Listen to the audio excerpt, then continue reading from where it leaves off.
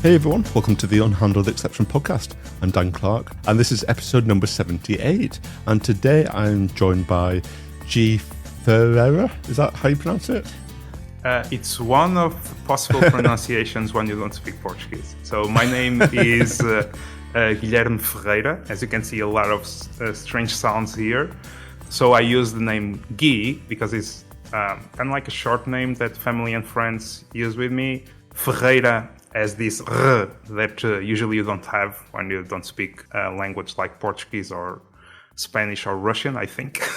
And even Gui, I came to the conclusion that most people either think that it's Guy, G, or Gui. So the way that I usually say is Gui like in Guinness. So you can either take this to the beer or to the Guinness World Record. So pick your favorite one. But that's the way we pronounce it. I'm going to go with the beer. That sounds like a good one to remember it by. Yeah, and usually it's a good dark beer, and I usually use a black shirt, so maybe it's a good relation. You just reminded me, actually, this is totally off topic, and we've not even properly introduced you yet, but you said at the start, because I was running 5 minutes late, which is, given we're going to be talking about like productivity, like goal setting and time management and all that kind of thing, it's a bit ironic that I was 5 minutes late. And you said in Portuguese 5 minutes late means something different, but I forgot to ask you before recording what that actually means. So we're live, why not? So I hope no one from Portugal is listening to this, otherwise I might be criticized. But the reality is that everyone in Portugal knows when we say I'm running 5 minutes late, it's more than that, okay? Likely you will be waiting for 20 minutes or more because we don't have the reputation of being great with being on time and on schedule. I really hate to be waiting for people for a long time unless they do what you have done, that is proactively coming here and say, okay, I will be running 5 minutes late, and then they show up. But here in Portugal, it's kind of like an expectation that no one will show up on time, what is quite strange.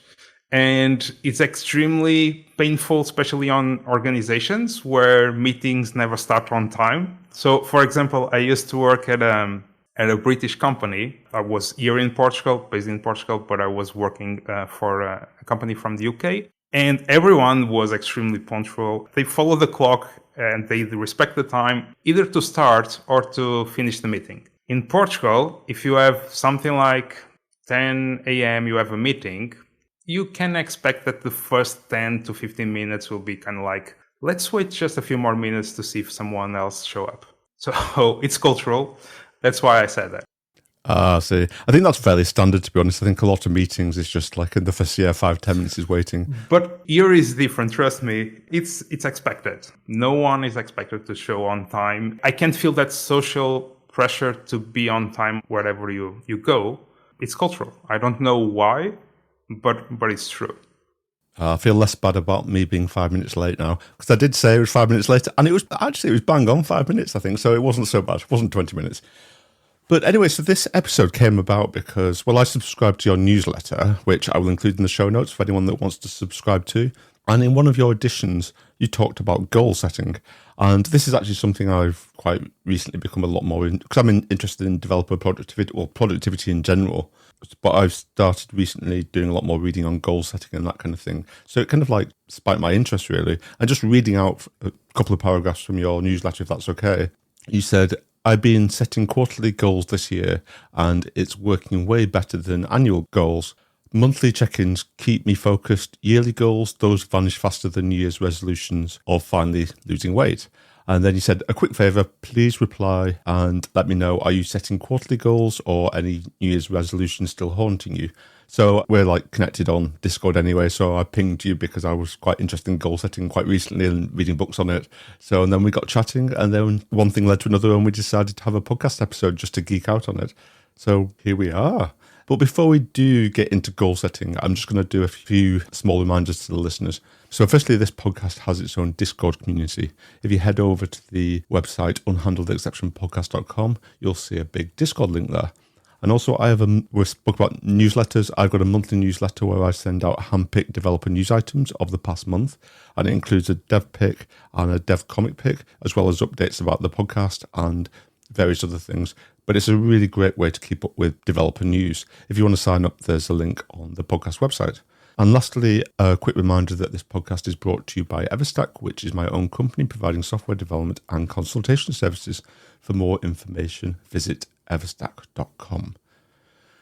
So, goals. And in this episode, we'll probably talk about not just goals, but a whole bunch of things like we're talking about just general productivity things like time management and that kind of thing. But also, I know that you were suggesting also talking about testing as well. So I think this episode is going to be one of those ones where we just chat organically and see where it goes. Does that work?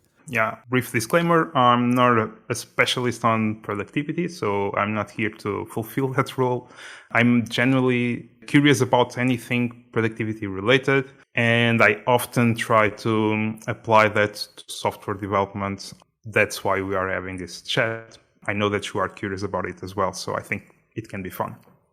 Yeah, it's going to be a fun conversation. I guess you've spoken now, but we've not actually properly introduced you yet. And I know you, based on your bio description, you describe yourself as a minimalist software craftsman, passionate about simplicity and continuous learning. You're a Microsoft MVP, tech speaker, YouTuber, fellow Dome Train author, .NET content creator, and I believe you've gone now full-time content creation. I don't say that I went full-time content creation because the way that I see it is that I'm full-time developer educator. Content creation is one of the ways that I try to educate. And when I say educate, I don't want to feel like to go across as someone that thinks that knows more than the others, but as someone that is extremely passionate about teaching moments, those small things that you can do for the other that eventually you see that they pay off. Yeah, and I think sometimes just by teaching, you're learning yourself better, because I know we've both done Dome Train courses, for example, and each of the topics I've done, obviously I know fairly well, otherwise I wouldn't be doing a course on it, but I've got to learn it much deeper, and I've got to work out any gaps in that technology and go really deep. So because I know I'm going to teach it, that forces me to learn it just so much deeper. And I think it's just good, kind of by teaching someone else, you're teaching yourself again, almost. Yes. And it's one of the best ways to realize that you don't know something. Because some people talk about it's quite common in tech to talk about the imposter syndrome. And I came to the conclusion that I didn't know what that thing was until the moment that I started selling courses. Because here is extremely severe, because now you start thinking about the investment of the students. It's not only in terms of money, it's in terms of time. So a course usually takes a lot of time. There's a perceived quality on the information when you pay for a course that is different than an 8-minute video on YouTube or a small article on your blog.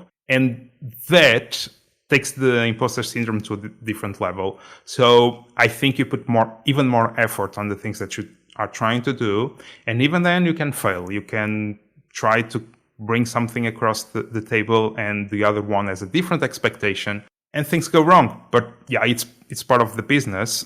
But the simple fact that imagine if you have 100 students, if for most of them, they get something out of that course, it's extremely fulfilling. Going back to this goal setting thing, just to add a bit of context for my recent interest, I've been quite interested in developer productivity for quite a long time. I'm going to take that back and not just say developer productivity, but just, I guess, life management is probably a better term, where it's kind of like time management and to-do lists and just how all the different aspects of note-taking, and this might be work stuff, but also personal, any projects or that kind of thing. I use to-do lists very heavily. I always have, and that's made a huge difference so I don't forget things. But one thing I kind of I've not been doing is looking at goals, really. Even though I feel I'm in a good place and good things have happened in my career and personal life and everything, those have kind of happened by chance.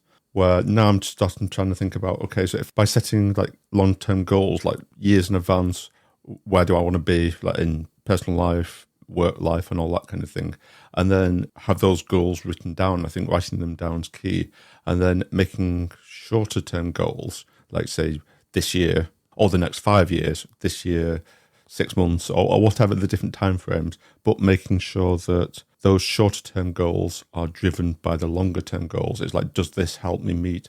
And one thing I'm kind of finding that this long to-do list of things is really helping me saying to each one, well, does that help me achieve any of my goals, or am I just doing it because I feel like doing it or whatever? And it's quite interesting because some of those things give no value towards achieving goals, but then some of them I want to do anyway. So it's kind of like, where's the balance? It's kind of like, do I spend all my time just focusing on achieving goals that are going to get me in this long-term thing, or do I do things that I want to do in the moment because you only live once? So it's kind of like, and I guess that leads on to you in your very latest newsletter thing. You were talking about a balance between deep focus and like just not doing everything else and really putting your head down and focusing on one thing.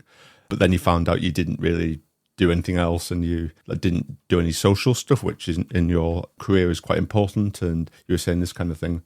I think it's just all a big balance, isn't it? So I'd be interested to know your thoughts about how you've been with your recent interest in goal setting. Yes.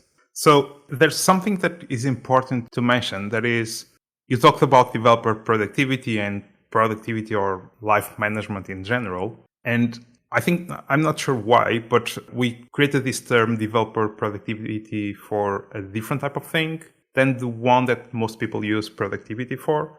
And that's fine. However, I still believe that in some moments, some practices that work for productivity, when we try to apply them to a developer, they might be slightly different than for other people. Okay, because one thing is that if I'm sitting writing code for a long time, or if I have a different kind of job where I'm always moving around and that type of stuff. So, going back into goal setting.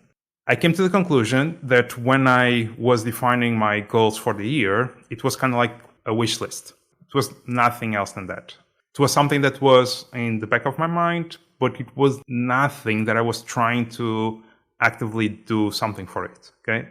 Accidentally, some of the things I would achieve them, but it was not on purpose or on a plan.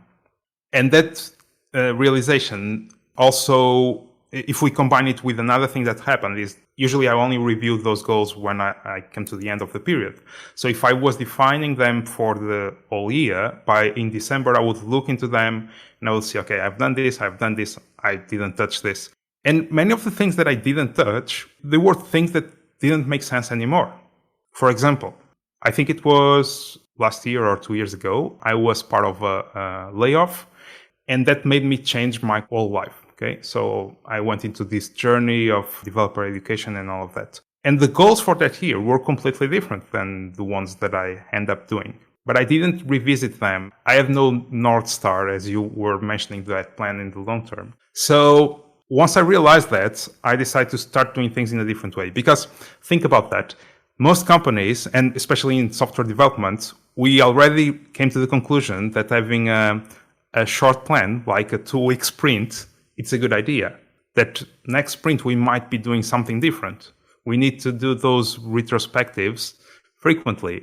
But we don't do that for our personal life often. So eventually, those goals are completely useless. And it was that realization that made me change the way that I do it nowadays. Nowadays, the way that I do it is that I have a vision on what I want to achieve by the end of the year. But then I try every single quarter to understand what I can do to achieve that vision. Okay. Eventually it might change. And when I'm revisiting it, I might change the goal. I might have a reason for changing that goal, and I will do it. And that's fine. The problem is when I don't have a reason to go there and check them to see how they are going. But even then, another thing that I've learned is that if I define them quarterly, I'm just having that problem more frequently, to be honest. So the thing that I added on top of that is trying to find systems, okay? What do I mean by systems? Kind of like a plan or a way to bring that goal into my day-to-day to make sure that I'm taking actions to achieve them. Okay, I can give you an example. I have a chronic disease for a long time, and when I was diagnosed, I was recommended to not do most of the sports that I like playing football, running, any of those things. So the only thing that I could do is things like yoga and swimming. I don't know how to swim. I'm completely afraid of that. So the only thing that left to me, it was yoga. And I started doing it. It was fine. However, I really like the act of running or playing a team sport and things like that. So every single time that I try to go back to running, eventually I will have an injury. And I always had the goal of something like, let me run 10K or something like that. Last week, after so many years, I ran half marathon. And I've done that because eventually I came to the conclusion that one of my biggest problems is that I didn't have a plan, a system. So what I've done is that I looked online for a recipe on how to get there, find an app or something like that, and went through the plan. So instead of running just because I was running, or, okay, today I feel that I will run for a long time, today I don't feel it, I was going on purpose through a plan that someone has defined and is proof that it works. And I picked that plan and put it on top of my daily routine. Okay, I found a moment in my schedule where I had the commitment, okay, this is a good moment to go for a run. And that made a difference. Okay, I could do it. Someone that the doctor said that I couldn't do it, okay, at all. So it's the proof that small things, when you bring them into your day-to-day and you keep looking into them and trying to observe how they are going, you can achieve them. And for example, I had that plan, and that plan was kind of like a 12-week plan, something like that. I should be running that distance, I think, next week or something like that.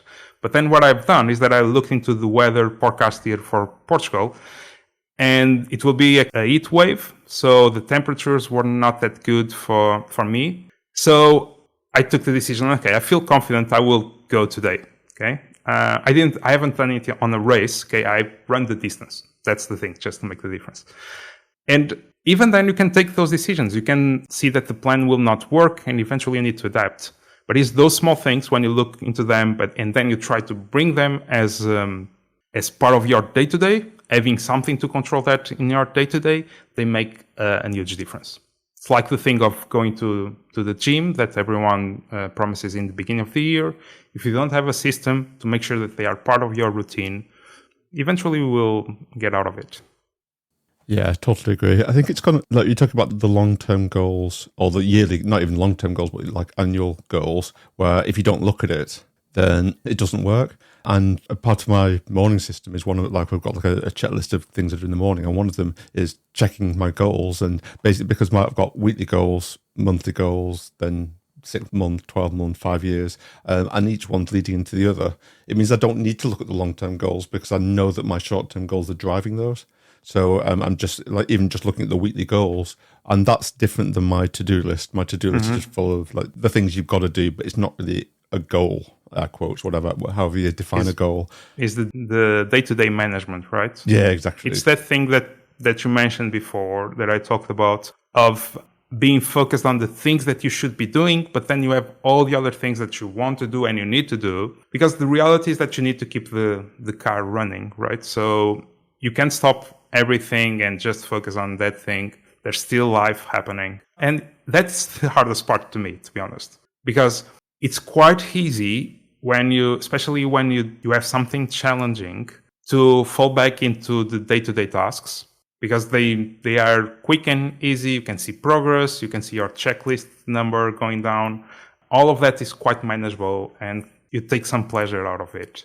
But on the other hand, the things that are really important, those that will help you to achieve that 5-year goal that you have, those sometimes take a lot of effort. And the hard part is to try to split that into small things where you can see that you are doing progress, right? For example, I mentioned the thing of social media, for example, or newsletter. Newsletter was something that was on my plan for a long time. Sometimes I would send a newsletter until the moment that I realized that, okay, I need to start doing this more often.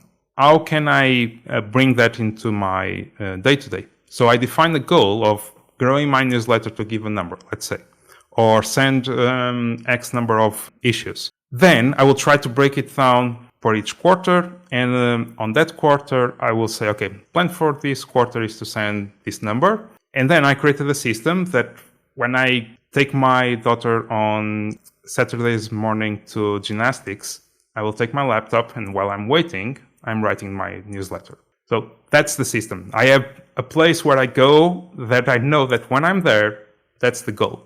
So this is the way that I say that if you bring those small things into your day-to-day, they start happening more easily than when you have just a wish list of goals for the year.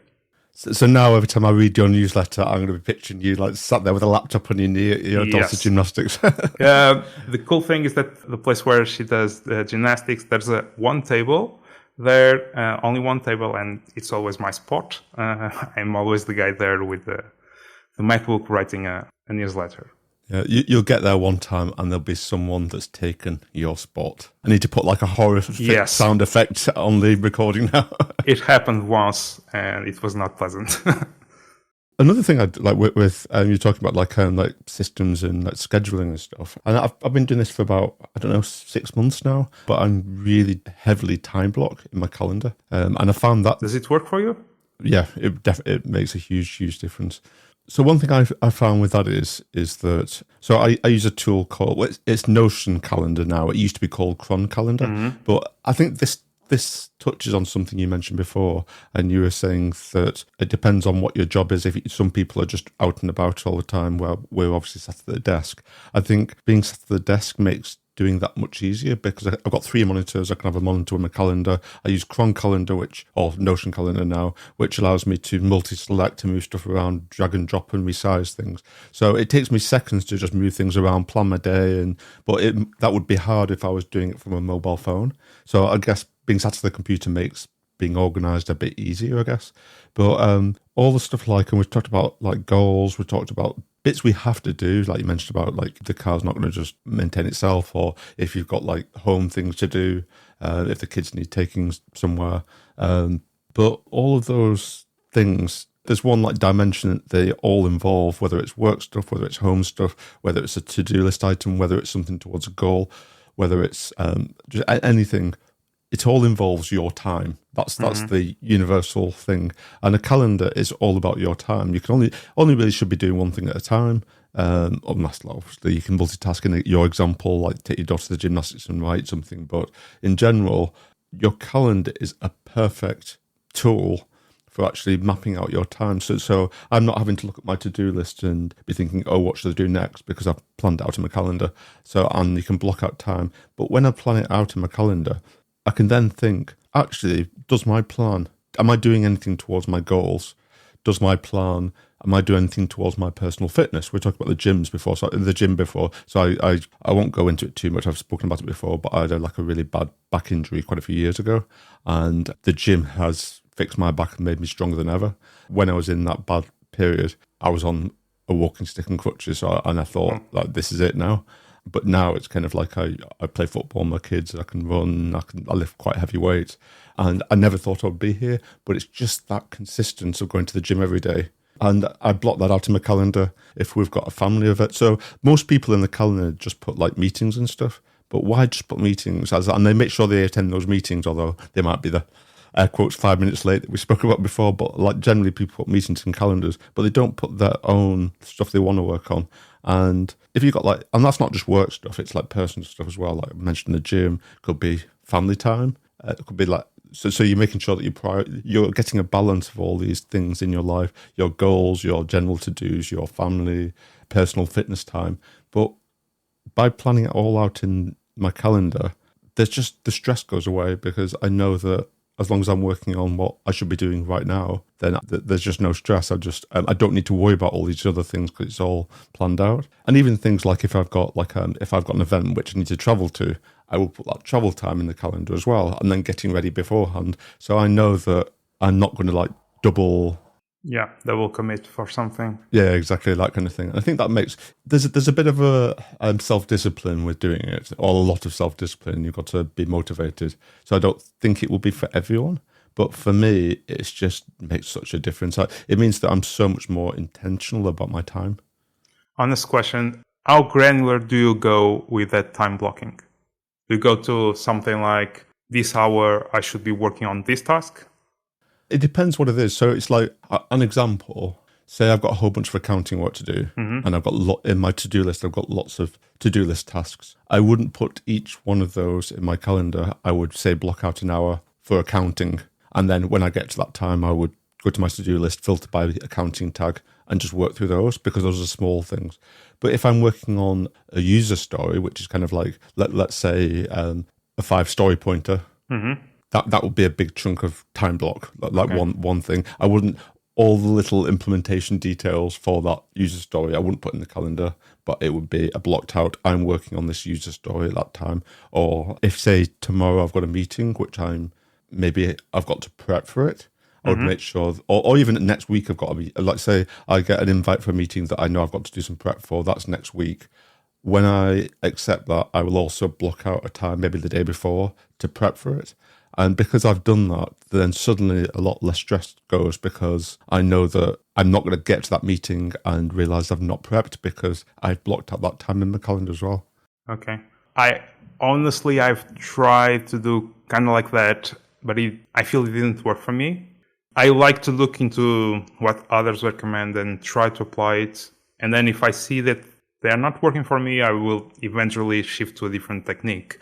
And I've tried a different variation of that. That is, quick tip for anyone using something like Google Calendar. You can create a second calendar, name it something like My Ideal Week, and just have huge spots for the moments where you should be doing something. So it's not about working on this specific task.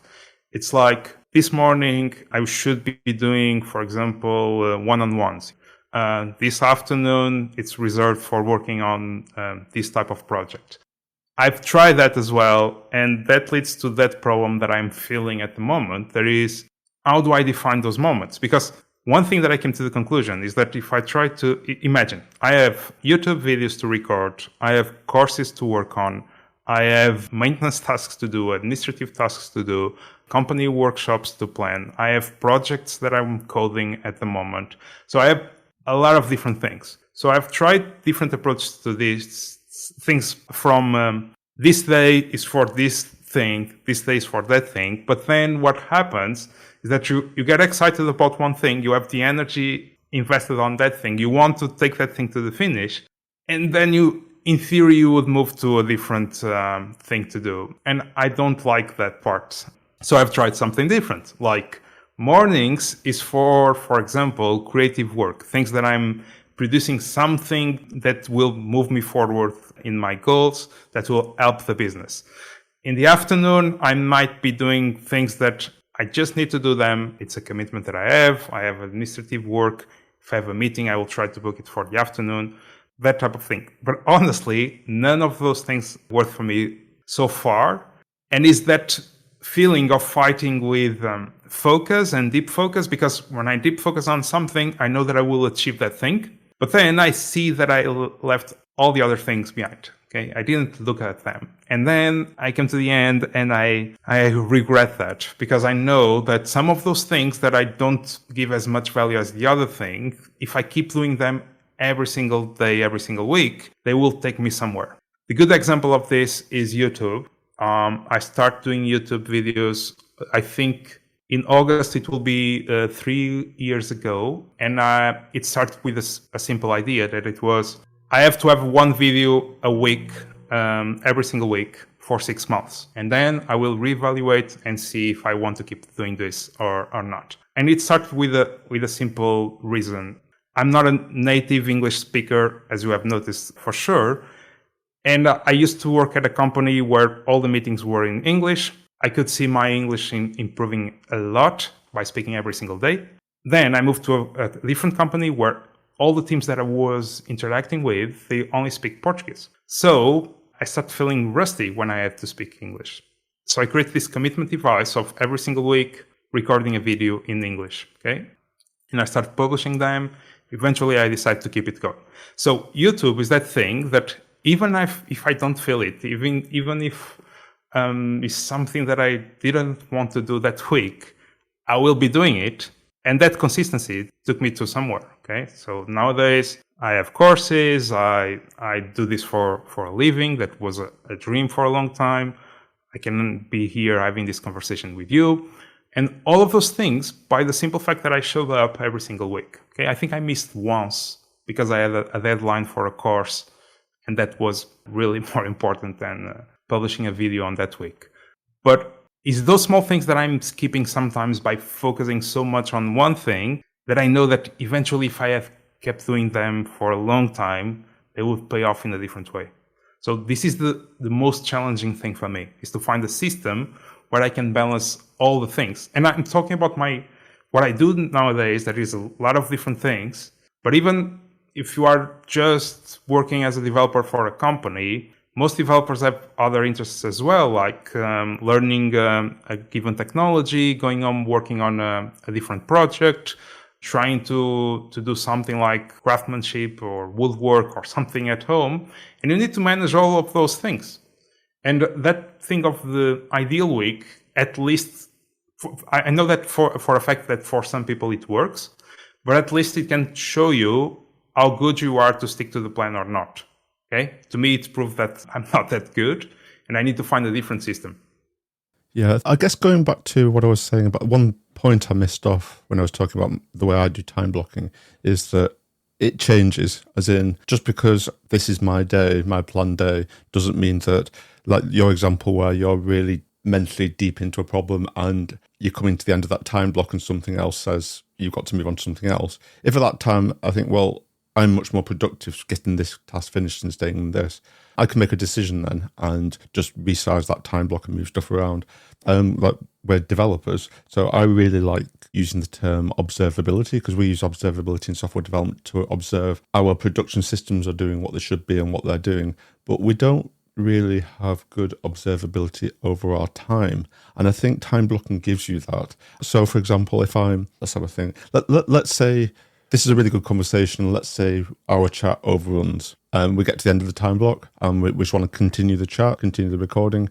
I can then resize that. But what that gives me is observability over what that means for the rest of the day. So I can, in Cron Calendar, which is the backing database is Google Calendar. So if you're using Google Calendar, you can almost use Cron Calendar as a front end. I can just resize it and move stuff around, but I can see what impact that has on the rest of my day. So it's not that I'm now a slave to what past me has told me I've got to do. It's kind of a plan, but I can move it around if that sees fit, though.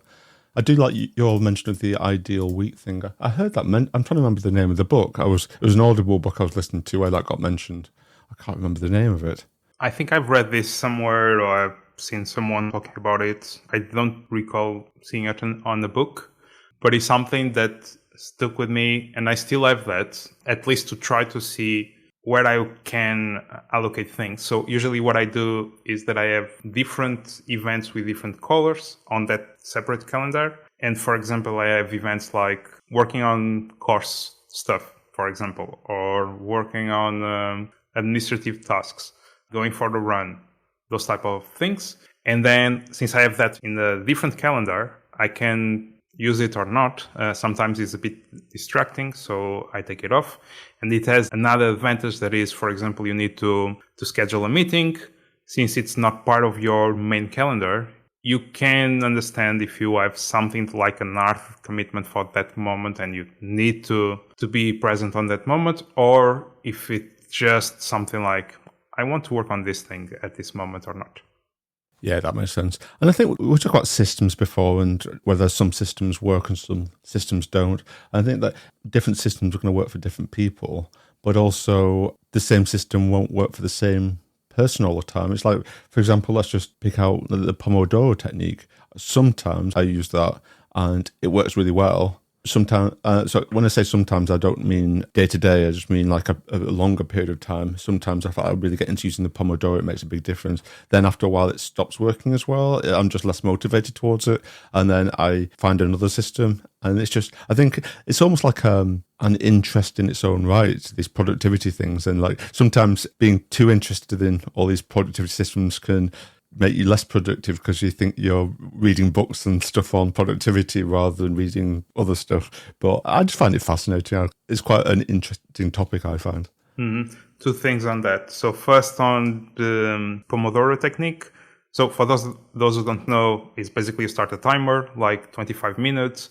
And for those 25 minutes, you are working on that thing. Then you take a small break. You repeat that process. Basically that. And it's one of those practices that is extremely useful. It's so simple, but it really works.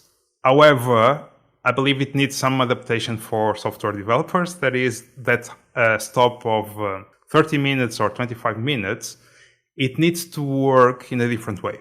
Why do I say that?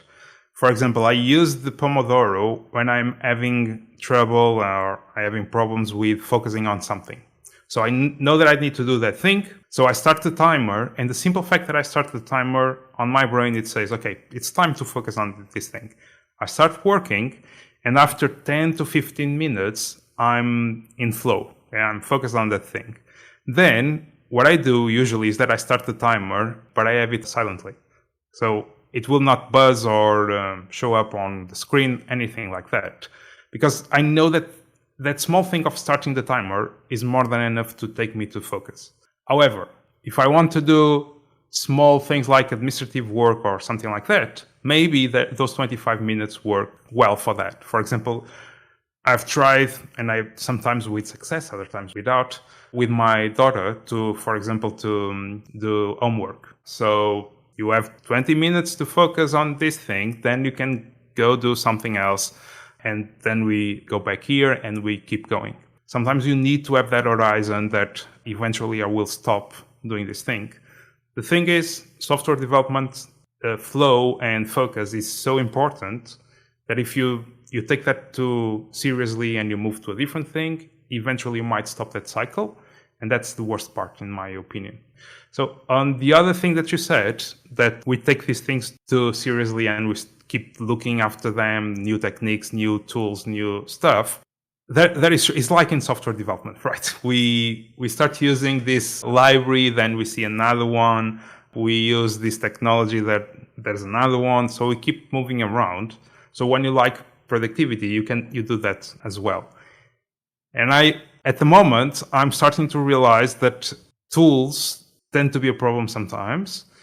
And sometimes I want to use them because everyone uses them with success. And then I start thinking, is this a problem that I have or not? For example, Notion or Obsidian, they are amazing tools, but sometimes I feel that I'm trying to fit my way of working into it instead of taking advantage of it to help me in my ways of work.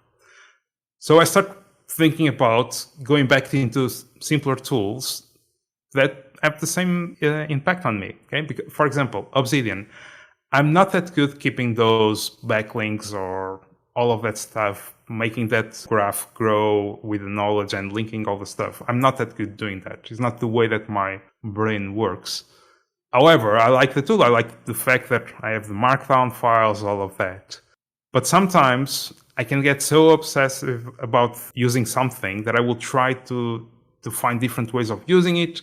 So eventually I'm not moving forward. I'm just trying to find an excuse why this thing is not working for me, with the expectation that eventually it will pay off. And note-taking is one of those examples. Yeah, I think both Notion and Obsidian are quite funny because quite often they've both got like Reddits, and you can see people posting all the time. Look at my amazing dashboard that does everything and various things. Well, actually, if you just use the tool without all this spending all your life coming up with the perfect system and just use it as a note-taking app. I use both of those tools quite heavily. I just take notes in it and I've kind of like just over time come up with my own systems, but it's not been a forced thing. It's just happened. But yeah, I think it's the same as we were saying before about like these productivity systems and stuff with note-taking apps. People come up with all sorts of like templates and things and all different, and like the para technique. I don't know if you've heard of that. Though that is one of those small things that I took into my day-to-day, and in fact it works. Because now I have a structure on my brain that I know where I should fit things. So para, for those who don't know, is a way of organizing your digital life, let's say. So it's projects, areas, resources, and archive. You can dig into that. So I use that for my stuff, but then I might have a project that I'm working with someone else. I will not try to fit them into my stuff. So understanding that you need to have different islands in the different ways is another thing, right? For example, one thing that we talked about before is that I have been relying more in my day-to-day in my notebook, in a physical pen and paper, just that. And it's amazing because there's something so natural of using pen and paper. The only downside, in my opinion, is the fact that you don't have search. It's the biggest problem for me. However, starting the day, for example, going to a blank page and having the things that you want to achieve on that day, things that you know that you need to do, and then going there with a pen and cross them, somehow feels better than going to a tool. Okay, I still use digital tools. I still use to-dos applications. I try to use the most simplest ones, honestly, because I came to the conclusion that sometimes I was just trying to look for something that in reality I don't use. I don't take as much advantage of them. So I try to keep with the simple stuff. But pen and paper is one of those things that sometimes they really work. Yeah, I've tried to use pen and paper before, and it's just not for me. I know a lot of people like say that pen and paper, like you've said. So I think it's like we said before, different people. But for me, it's kind of like, well, first of all, I type probably 30 times faster than I can write. So there's that. Because I'm quite a fast typer, but I'm just a mediocre writer. But also, I think 'cause I refactor very heavily with my notes as I'm taking them and I move stuff around and I'm changing. Where pen and paper, it's kind of like quite immutable, really, isn't it? And I just find, I don't know, I think I would feel too like in a straight jacket wading through treacle or something if I was trying to use pen and paper, where with my note taking with tools and stuff, I don't know, I feel a lot more productive. But what you said about pen and paper is something I hear a lot of people say. So I would definitely suggest listeners give it a go, because I've tried it. And so I learned this, it wasn't for me, but I would recommend everyone actually give all of these things we're suggesting a go, because some things work for some people, some things don't. So that's the thing. It's the it depends rule that we have in software development. It applies to other things as well. Yeah, exactly. One thing I've started using very heavily recently is mind maps. I've used it in the past, but I've kind of like started really, even like for goal setting and stuff, I've kind of like some of my goals now have moved away. I was using Notion very heavily, and I still do for stuff, but I've put my different long-term, short-term goals and everything into mind maps instead. And that's really helped. It's kind of like, it naturally gives you groupings. So you start with like goals, and then you might have a node coming off it saying, I don't know, family, and then health, and then a career. So you naturally get all these things coming off. And then when you start focusing on one, you think about the goals that relate to those. And I find just with so many different things, even like with podcast planning, I start throwing that into a mind map as well. And I find that it's just a natural way the brain works. And then you can focus on a certain area and think about the ideas that come off that area and then drill down on each bit. And I found that's just really powerful. So it's all these different things, isn't it? It's like mind maps, note-taking tools like Notion or Obsidian, to-do lists, calendar for time blocking, or however you use your calendar. Checklists is another one that I use quite heavily. Those are amazing. Yeah, so it's kind of like totally different than to-do lists. Like an example, like when I send out invoices, each client, even though it's going through the accounting software the same accounting software, I should say, like for things like coming up with the figures and everything, I've got like, it's different for each client, and I've got like checklists for each. And also podcasts, when I send out a podcast invite, and lots of different areas of my life I've got checklists for. And I just find that it gets rid of any stress or mental barrier to actually starting something. If I know that I don't have to remember what to do, I just go to my Notion, go to that checklist, and follow a very simple list of instructions that I wrote myself. I think that makes a huge difference too. Yeah, it's checklists and the SOPs, standard operating procedures. Those are things, even that the second one looks like corporate stuff. But having them in your day-to-day, they can make a huge difference. For example, one of the checklists that I use frequently, not every single month, but I use them often, is having a checklist for when I'm going, for example, on holidays or I'm going to travel for a conference. I have a checklist of the things that I need to pack and the things that I need to do before the day of flying, for example. And I've never had a moment where I was for example, in a conference and I realized that I missed something, okay? Sometimes I might improve the list with, for example, okay, I don't need this thing that I usually bring, or only bring this in these given conditions, but I use that a lot. And for example, if I'm going on holidays, I will do one for me and one for my family as well, because it works. I don't need to keep thinking about that or being concerned that I will forget something. I think that's it. And as you say, you can tweak the list. I've got a similar thing where for holidays or packing or for anything, I've got one list which I then duplicate and refactor for that particular holiday. So there might be some things I don't need, so I'll delete it off that copy of the list. But the thing is if I go somewhere, say like we do quite a bit of camping. So if we go camping and then realise, I forgot this really important thing we need, like the tent. Well, obviously I wouldn't forget that, I'm joking. But if there's something, and then I add it to my checklist, and then I know I will never, ever forget that again. So I can like iterate it and improve it and stuff and tweak it. But it just means that you only make a mistake once. Yeah. And I guess that might lead good into testing, actually, because you did want to talk about testing. And that's the whole thing with testing. It's kind of like once you've got a test, you only hit that bug once.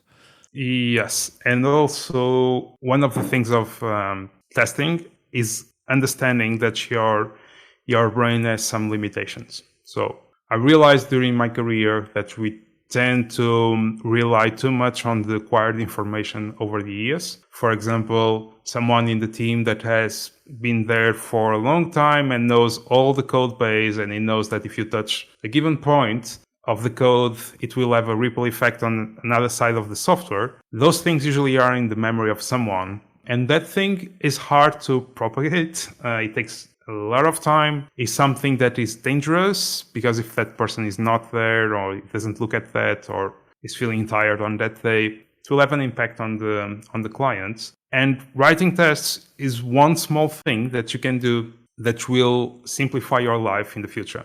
Okay, I'm all about simplifying things, and this one, even knowing that it takes a bit more effort because you need to write those tests, it will pay off in the long term.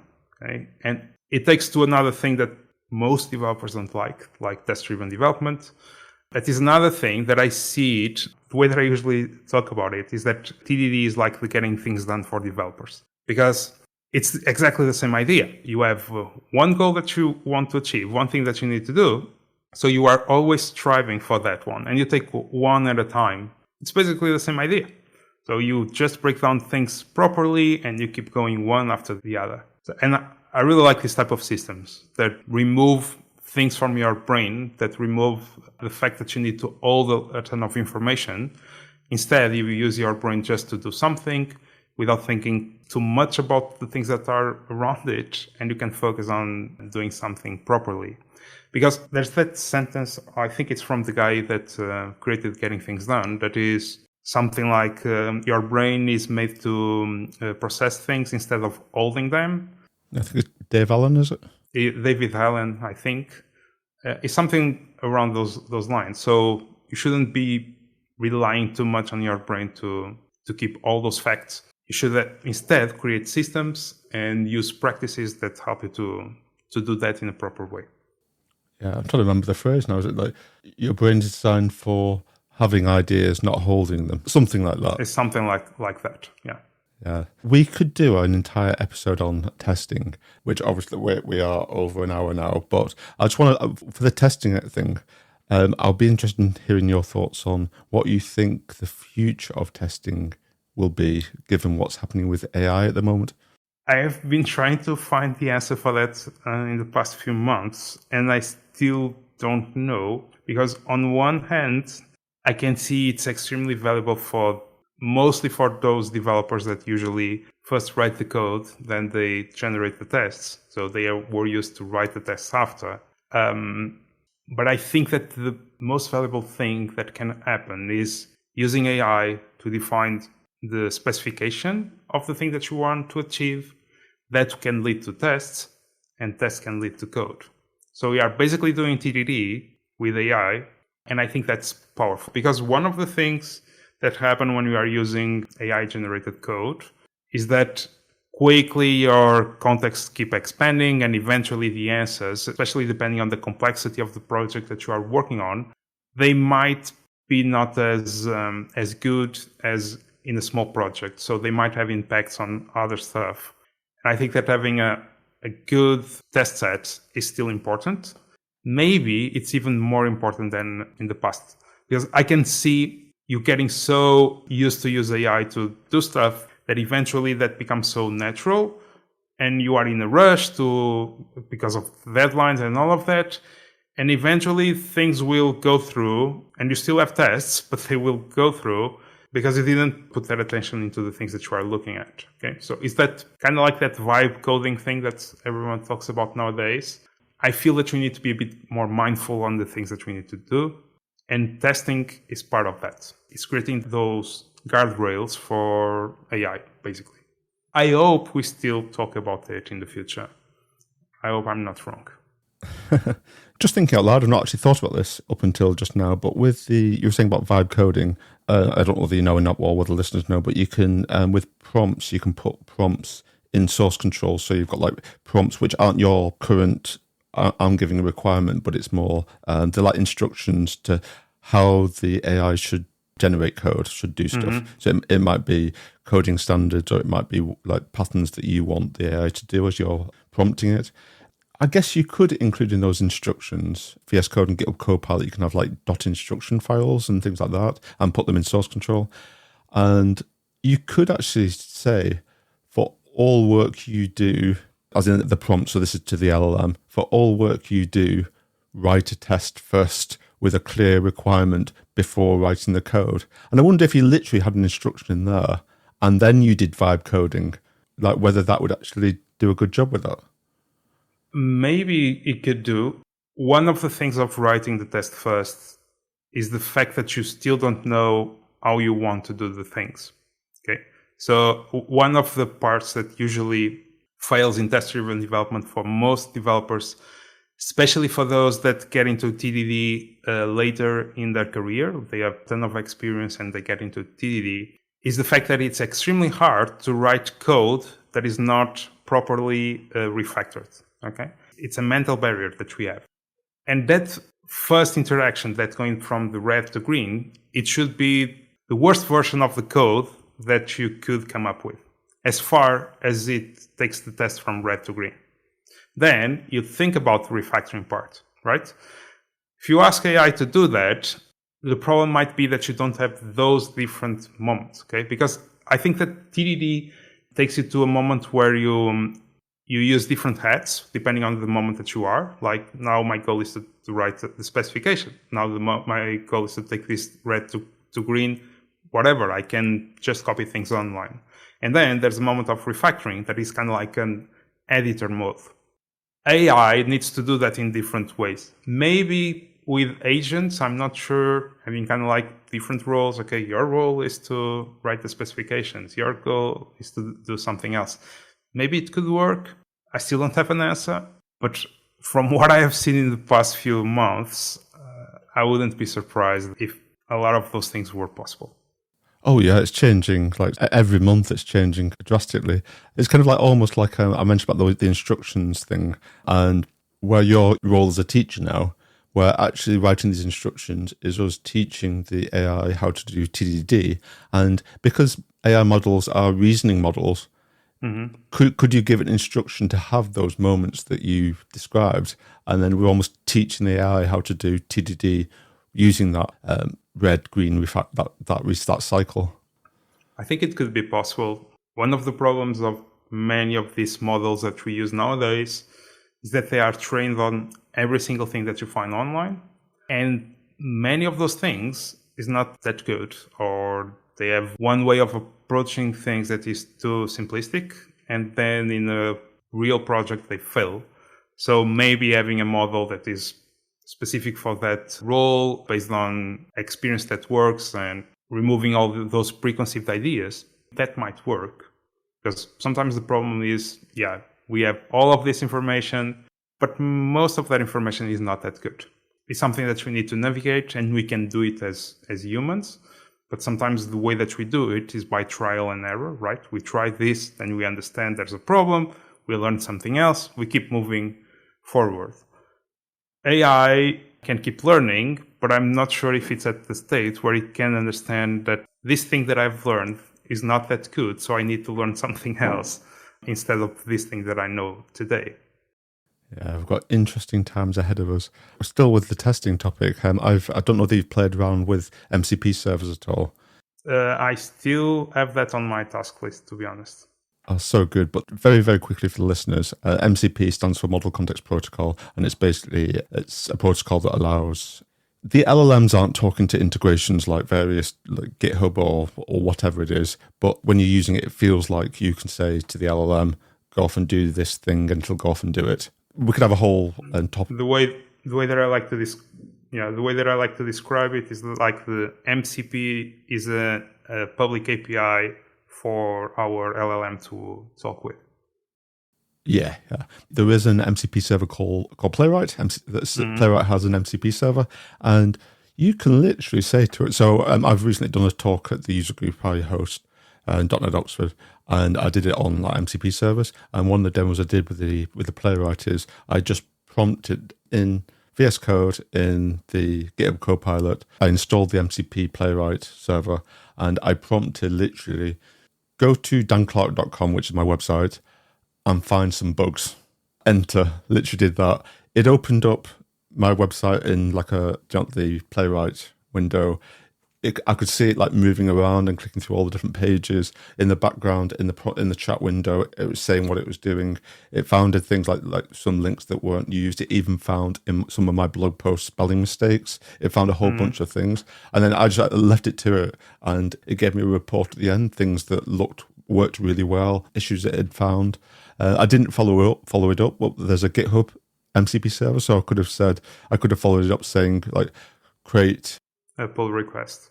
Well, fix them and create pull requests. I could have said, create me some actual Playwright tests and put that in a pull request. So all of these things where it's kind of like we're going to become almost like just AI orchestrators rather than programmers, but it's just another level of abstraction. But the things you can do, like you can just have conversations in English and tell it what to do. And it's insane how it's going. So every 6 months, the AI landscape has changed completely. You used the correct way of saying it. Is another abstraction that we need to deal with it. Now, I still believe that it's a developer that needs to deal with that abstraction. It's not that idea that anyone else can do it. That they can, and it becomes easier.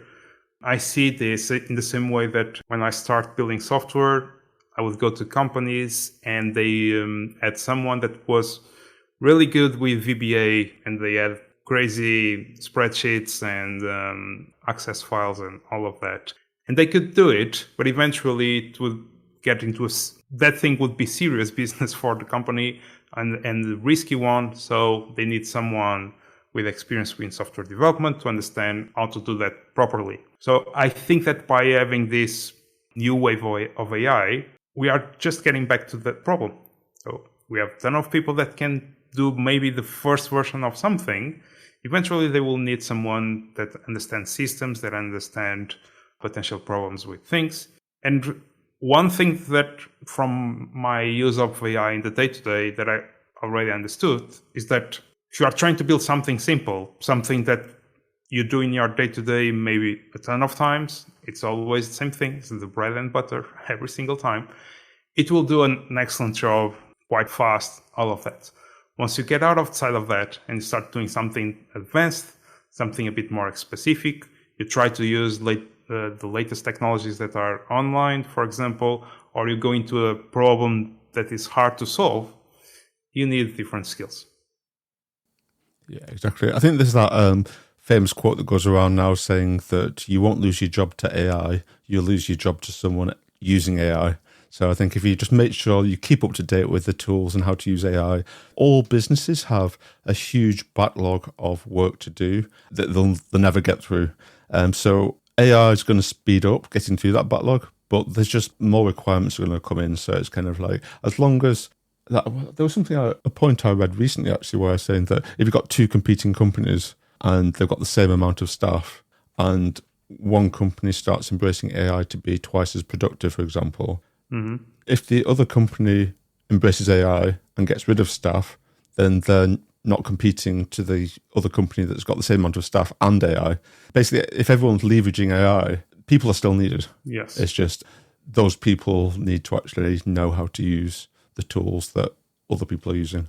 Yeah, I'm pretty sure that we are still in the hype phase.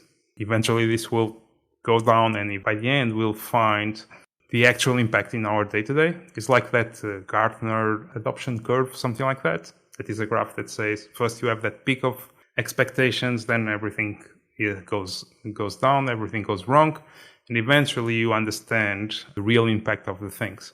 And I think we are going through that phase. We are still there on the top, but this is changing the game for sure.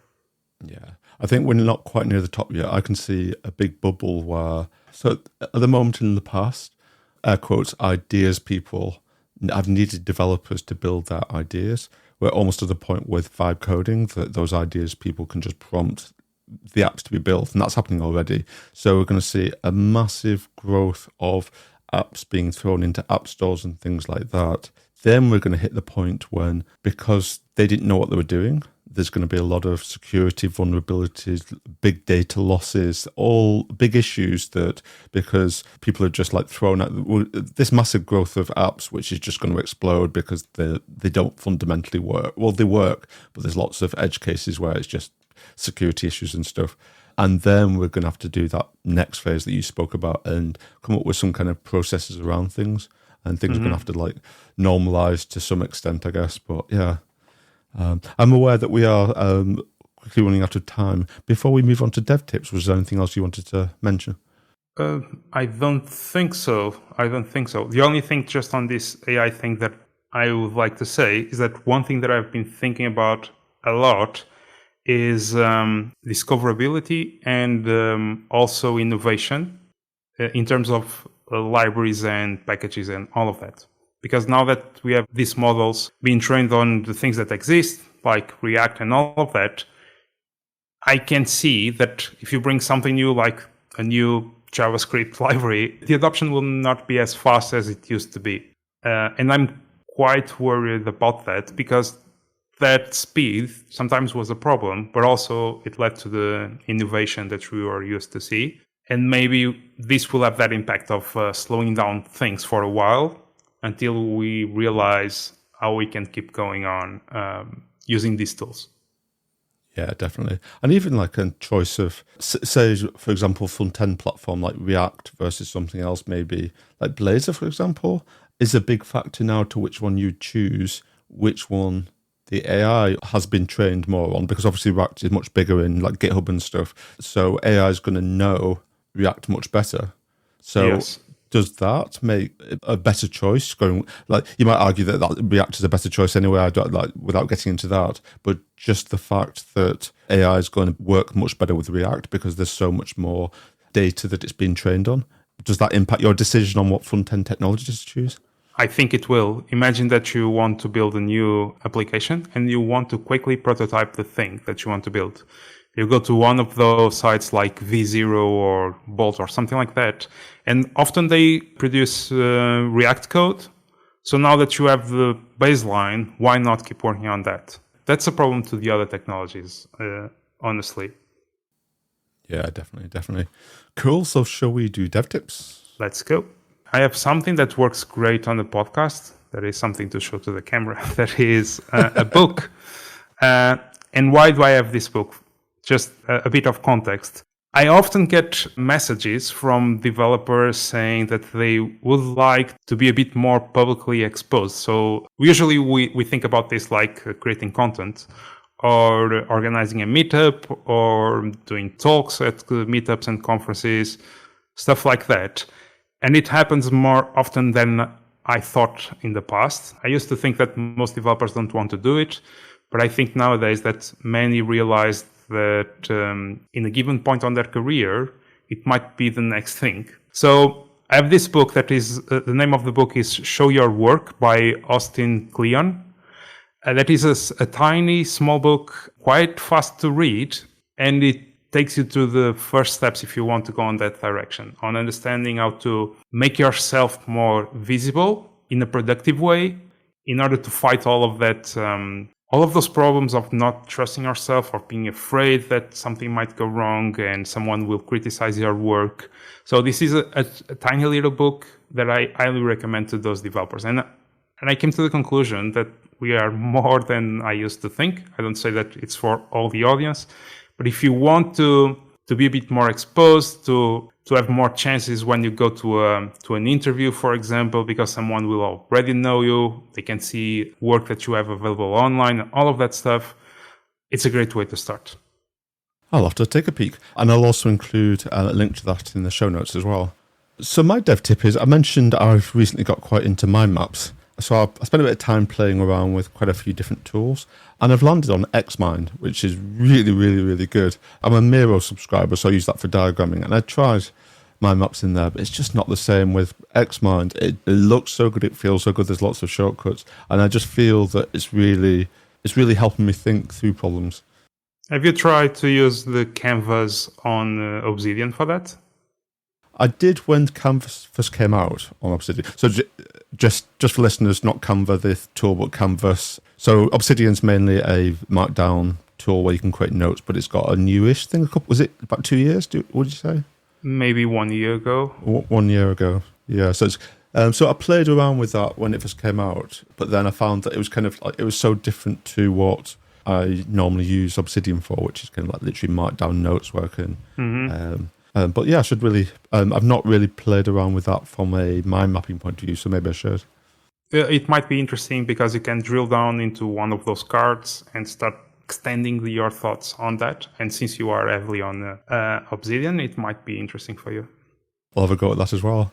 I'll include a link in the show notes to both Xmind, but also the Obsidian canvas as well, because yeah, that's a new thing, which is kind of why I did play around initially, but again, just not in a mind mapping context. So I'll revisit that and have a look. Cool. So where's the best place for the listeners to reach out to if they want to get in touch? They can find all about me on my website. Try to pronounce that hard name, Gui Ferreira. .me. You can find it on the show notes, I think, the link. So from there, you will find links for everywhere, from social media to my YouTube channel, courses, and all of that stuff, and also my email if you want to get in touch. Awesome. And as I say, I'll include all of the links to everything we've mentioned and your contact details in the show notes. So with that, a massive thank you for joining me on the show. It's been such a good, fun conversation. I do love this kind of like, we used the term life management before, but that kind of geek out. It's been good, great fun. Thanks for having me. It was great. I have a great time. You're welcome. And thank you everyone for listening. A quick reminder that this podcast is brought to you by Everstack, which is my own company providing software development and consultation services. For more information, visit everstack.com. And if you enjoy the podcast, please do help me spread the word on the socials. I normally use the hashtag #unhandledexception. I can be found on Blue Sky, at danclark.com, which is my website. But the best place to get in touch with me is on Discord, and the podcast Discord link can be found on the website, including all the things we've mentioned today in the show notes, which can be found on unhandledexceptionpodcast.com.